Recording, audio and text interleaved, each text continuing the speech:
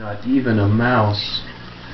That stockings were hung by the chimney with care, in hopes that St. Nicholas soon would be there. Look, there's a Christmas tree and a kitty cat and stockings. It's Santa's coming. The children were sleeping all snuggled in beds, while versions of sugar plums danced in their heads.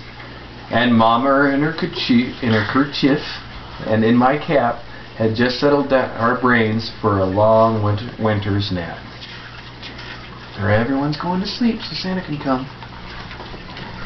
When out on the lawn there rose such a clatter, I sprang from the bed to see what's the matter.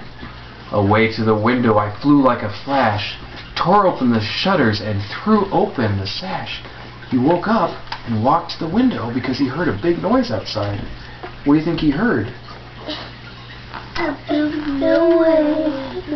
The moon on the breast of the new fallen snow gave the luster of midday to objects below, when what to my wondering eyes should appear but a miniature sleigh and 8 tiny reindeer, with a little old driver so lively and quick, I knew in a moment it must be Saint Nick.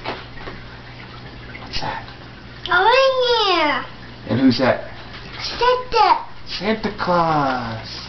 That's just yelling. More rapid than Ingalls, his coursers they came, and he whistled and shouted, and they called by name. Now Dasher, now Dancer, now Prancer, now Vixen, on Comet, on Cupid, on Dunder and Blixen. To the top of the porch, to the top of the wall, now dash away, dash away, dash away all.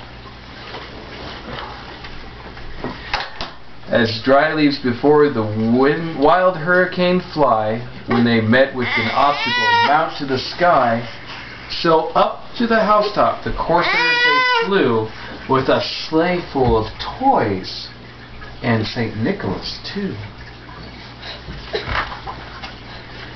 And then in a twinkling I heard on the roof the prancing and pawing of each little hoof.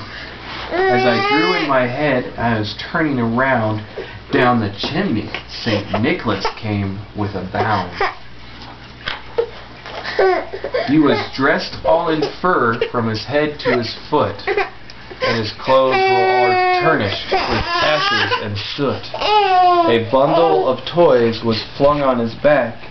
He looked like a peddler just opening his pack. Who's that? Santa.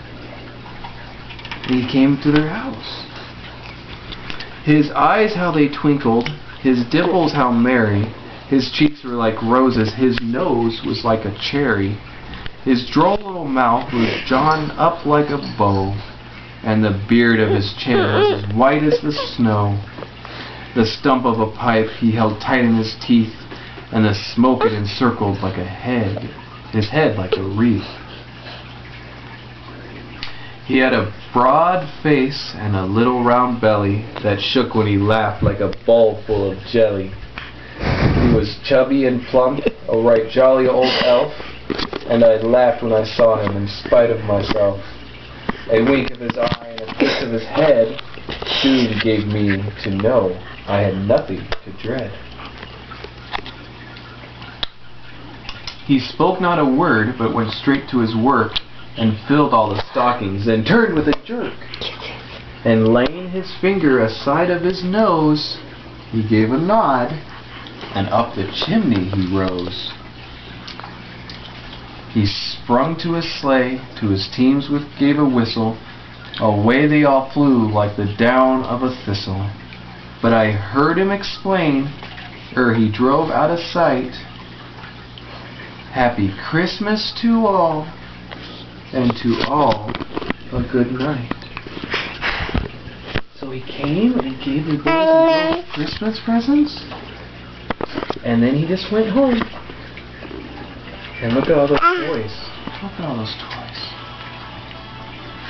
Okay, you gotta go to sleep. That phone, you hear the phone ringing? Santa? Yeah, go to sleep. Close your eyes. Okay, get under the blanket. Say Merry Christmas. Merry Christmas. Merry Christmas. Okay, good.